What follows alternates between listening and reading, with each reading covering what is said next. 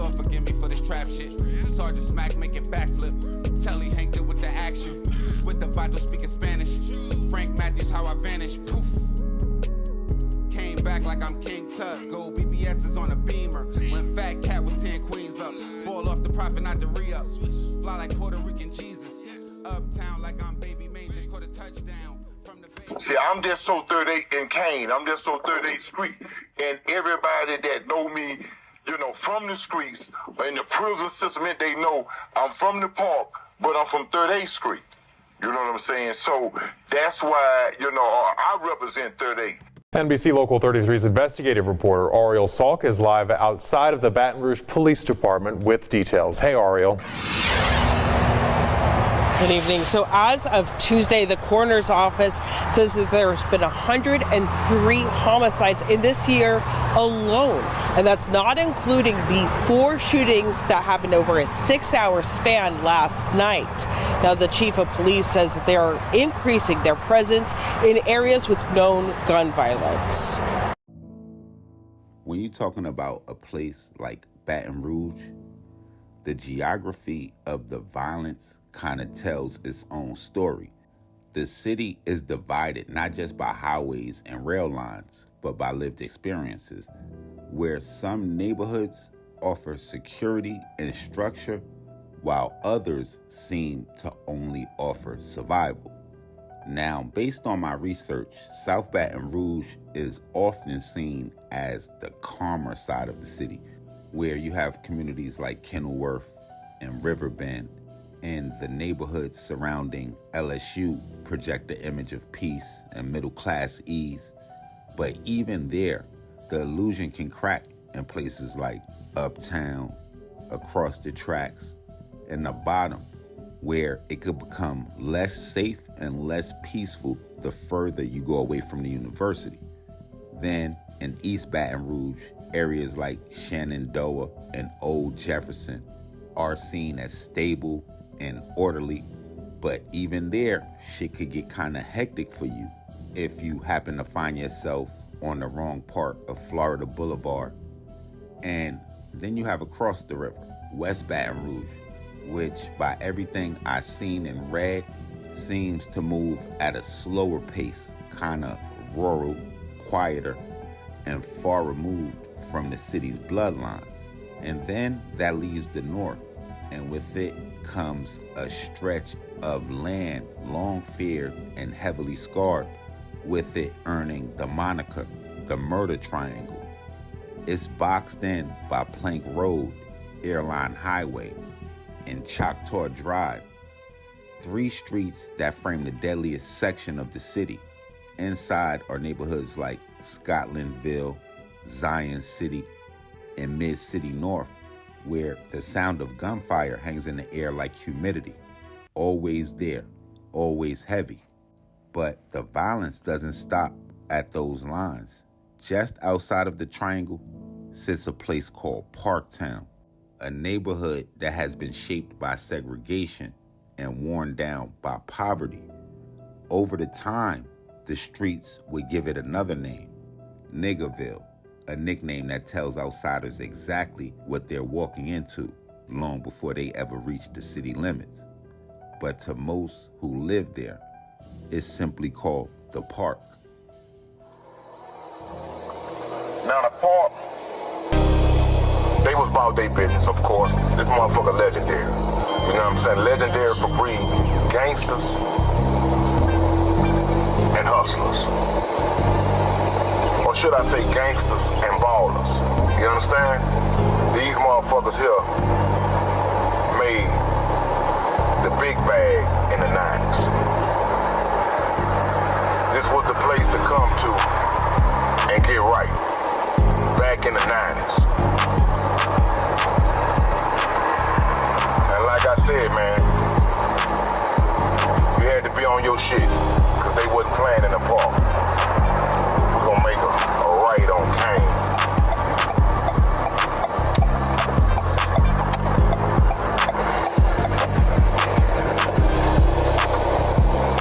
Shout out to Flave, Lou, Gator, Cooler,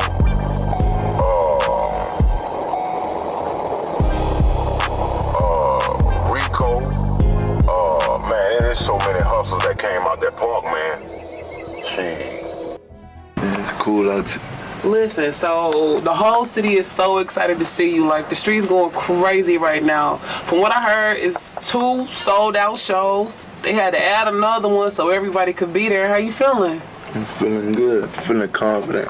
You should be. You got, like, everywhere on fire. I just recently got here from Louisville. There's people coming up from Kentucky tonight to come see you. Yeah. That's love. So, talk to me. What can they expect to see tonight? Shit, be on third day, baby. Shit, I'm gonna turn up though. You gonna turn up? Yeah, I like having fun. I'm gonna turn up. So listen, for the people who don't know you, can we have a get to know you session? Yeah. That's cool? Yeah. Let's talk about where you from. Northside, Baton Rouge. You from Baton Rouge? Yeah. In the fall of 2016, a young voice emerged from the shadows of North Baton Rouge. His name was Kentrell Golden, better known as NBA Youngboy. At just 16 years old, he would release a mixtape called 38 Baby.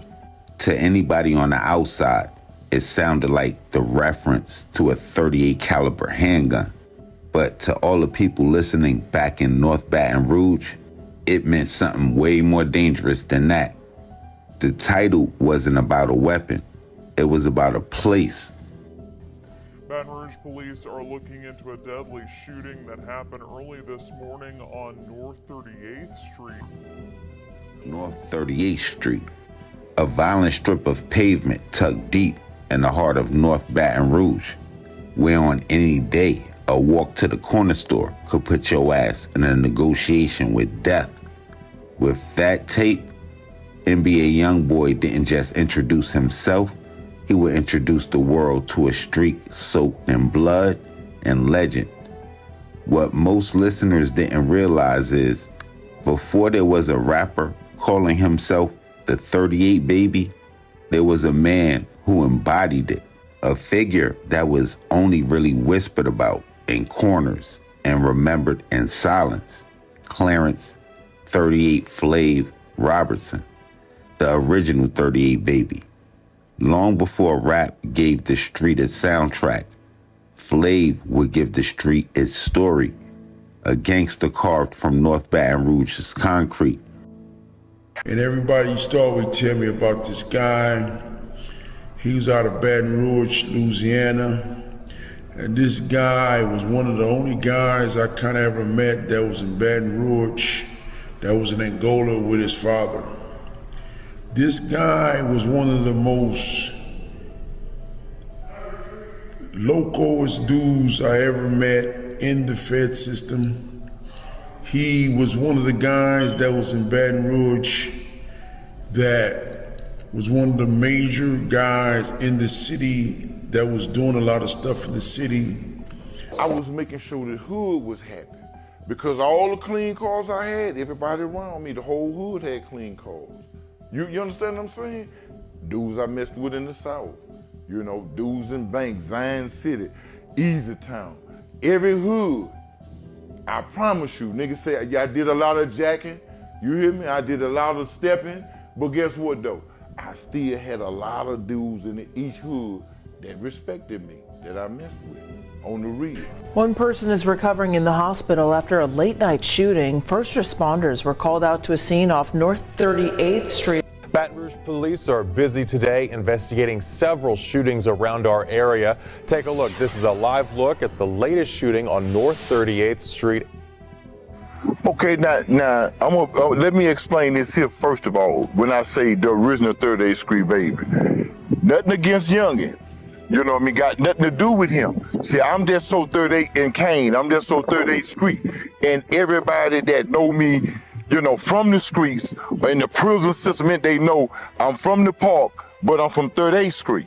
You know what I'm saying? So that's why, you know, I represent 38. You know what I'm saying? And my area is different from Youngboy. You know what I'm saying? I'm from a different end of 38th Street than Youngboy. You know what I'm saying? But where I'm, you know, 38th Street is always was a street that got money. You know, it was hustlers, it was players, you know what I'm saying? It was dope dealers, it was pimps. It was everything up and down 38th Street. You know what I mean? And I was a part of that. I grew up in that. And the reason why I say I always mention 38th Street, baby, the original, you know what I'm saying, is because I'm the first one was really representing 38th Street like that before Youngboy, before the world knew him. You know what I'm saying? World don't know me. You know what I mean? The city know me. The state know me. It's the people in the federal system know me. You know what I mean? So they know I represent 38th Street because it's where I'm from. It's my street. You know what I mean? And, you know, it's always was motion. When the average person hear that a city is the murder capital, most of them think that that means that a city had the most murders overall. But that's not exactly how that works.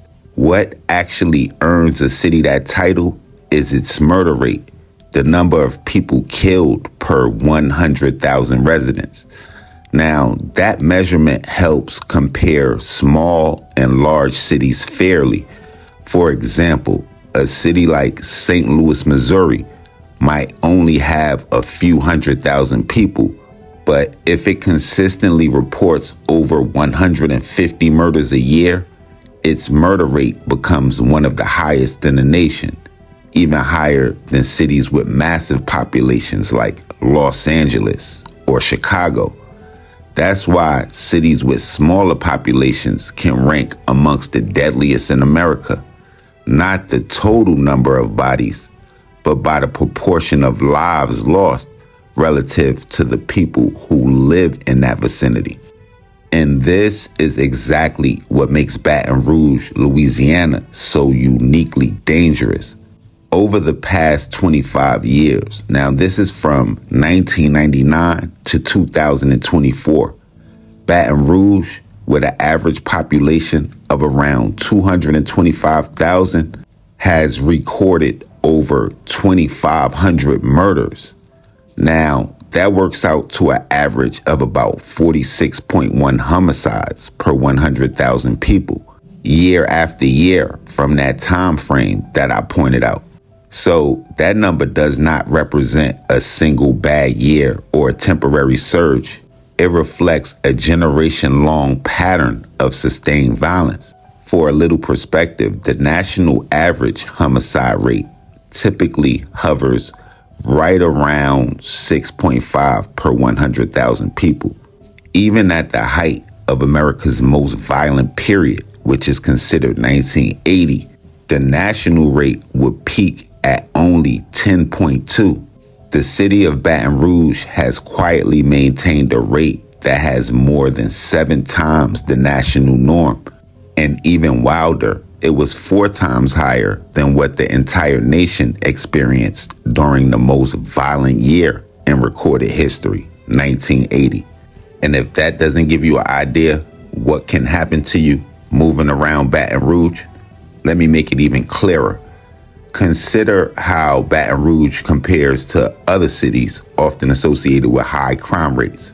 So in 2024, Compton had a murder rate of 20.1 per 100,000 residents. Atlanta recorded 33.8 per 100,000. Miami would report about 5.8. And Jacksonville, deadly Jacksonville, was only at an 8.6. But even then, those numbers represent a single year. Baton Rouge's 46.1 was the annual reality for an entire generation.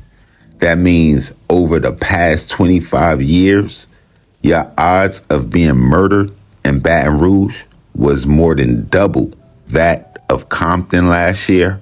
You had double the chance of getting smoked in Baton Rouge than in Atlanta last year, and over a 6-time greater chance than being in Jacksonville, which was painted as war-torn. Now, mind you, as I referenced earlier, the city's violence wasn't a spike, it was a sustained threat. And even amongst America's most infamous cities, Baton Rouge remains an outlier, and not for a moment, almost for a lifetime. And that's what makes Clarence Flave Robertson a legend in the eyes of many who know the real Baton Rouge. Not only did he survive the city's violence, he came to age in the very era that birthed it. His name rose amongst the dawn of bloodshed when North Baton Rouge was first earning its reputation as one of America's most deadliest battlegrounds. From the rumors of jail escapes, wanted lists, shootouts, the fleet of cars, including, if the stories are true, a hearse, and the bodies. Whether any of it is true, false, myth, or rumor, on 38th Street, in Parktown, and throughout the city of Baton Rouge, 38 Flave is the stuff of legend.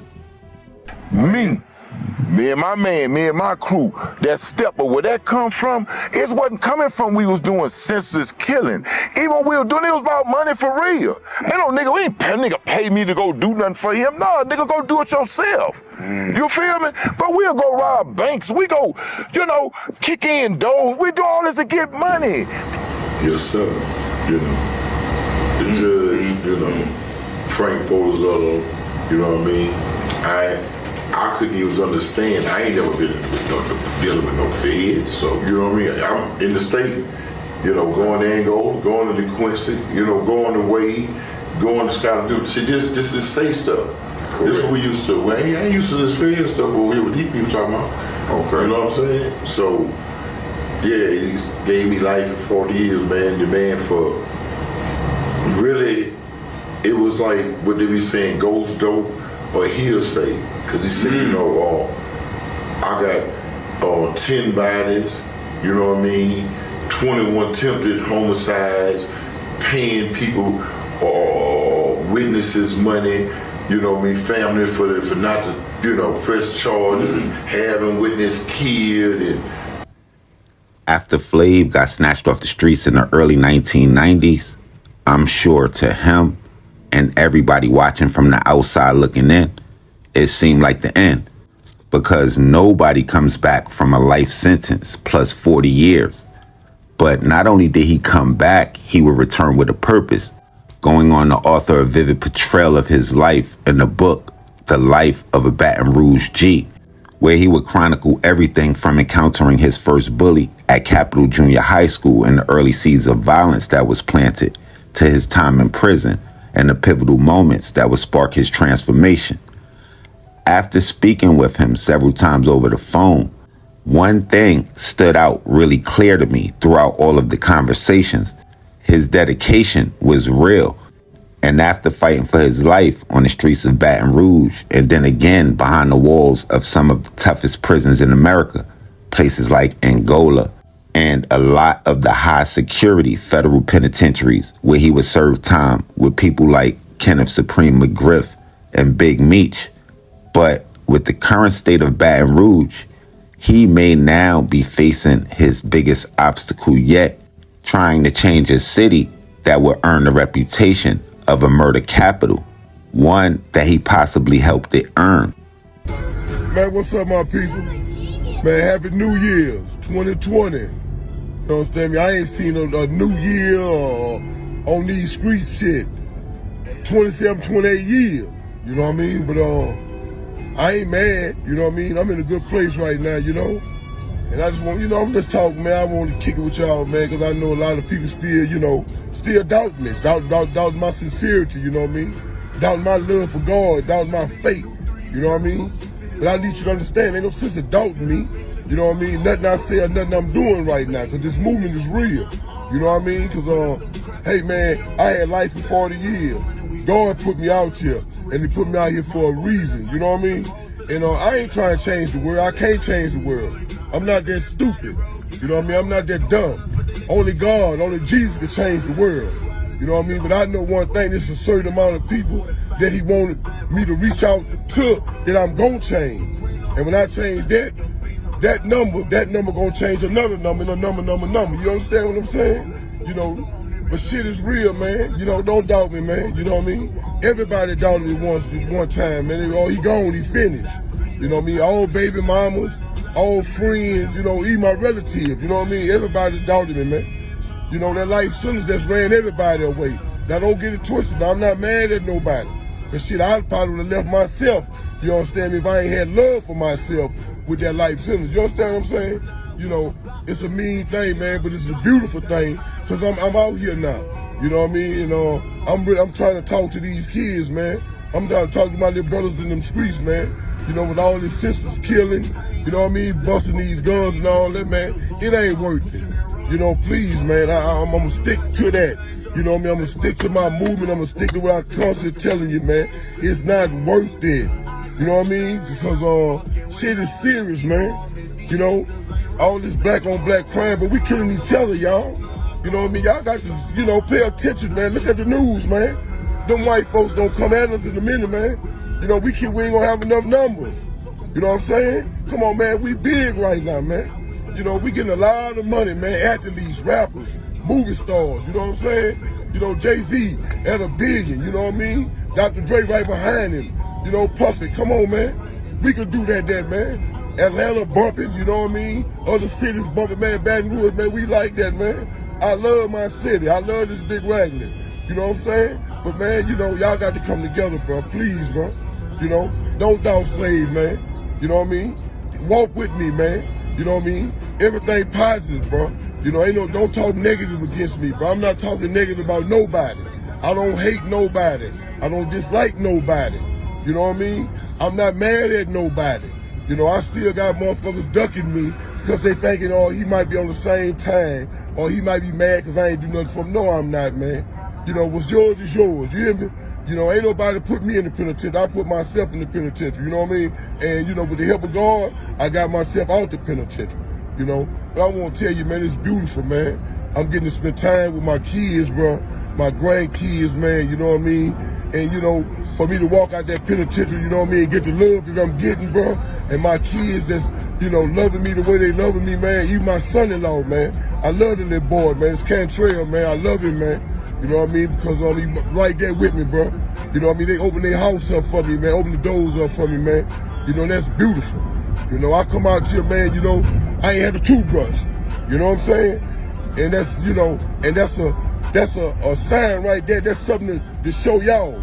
You know, when you walk out, you know what I mean, that penitentiary, you know what I mean, you got to have some type of support, man. Because if you don't, you're going back. If you ain't got a plan, you're going back. You know what I mean? And I ain't trying to see y'all go, man. I'm serious, man. You know what I mean? I don't need nothing from nobody. I ain't asking nobody for nothing. I'm not doing this here for no money. You know what I mean? I'm doing this for love, man. I'm doing this here for my heart, man. I'm doing this for God, man. You know what I mean? I'm really, really serious about what I'm doing, bro.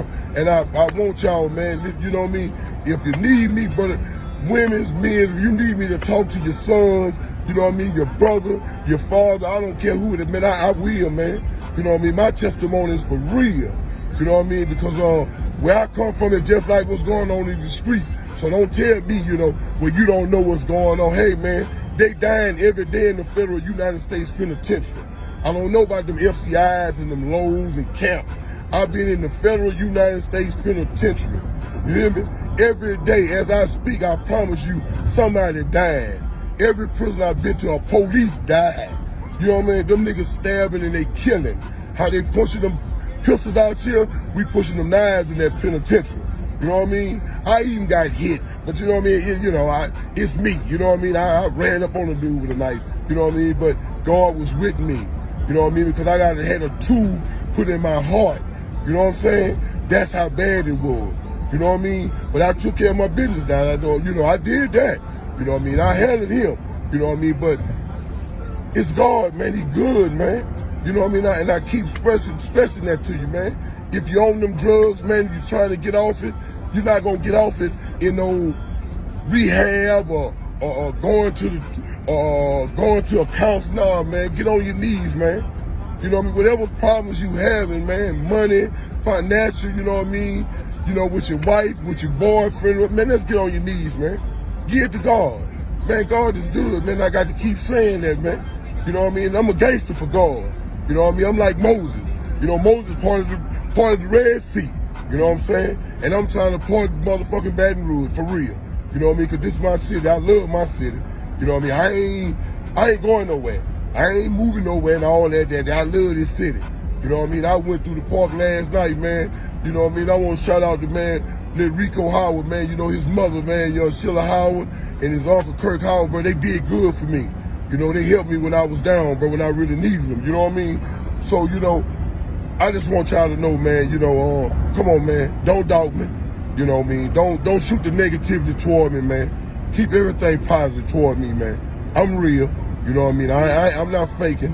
You know what I'm saying? And the other night I mentioned something like, you know, I'm scared, you know, to go in my own neighborhood, or that I wasn't meaning that I'm feeling nobody. It ain't that.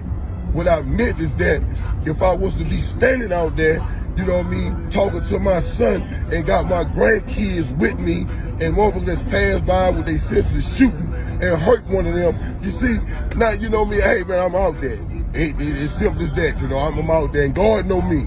God know my heart and He know my mind. You know what I mean? So that's what I was meaning when I say that about, you know what I mean, about being scared, bro. But I'm scared for them kids out there, man. You know what I mean? I'm scared for the adults. I'm scared for everybody because I know what's going on. I watch CNN. I read the world news. You know what I mean? And I know, man, Trump, you know, they setting it up, man. Them white folks going in our churches killing, they going in them schools killing. Man, that's senseless, man. You know, we ain't got to keep doing that, man. You know, ain't nobody else. All them dudes in Atlanta, Miami, and California, all they beef on the record, they're not killing each other.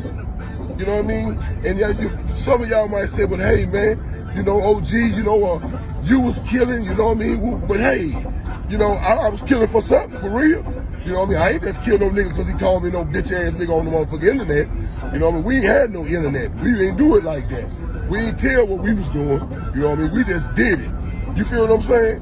But it ain't worth it, man. You know, I can't change what I did yesterday. I can't change who I was last year.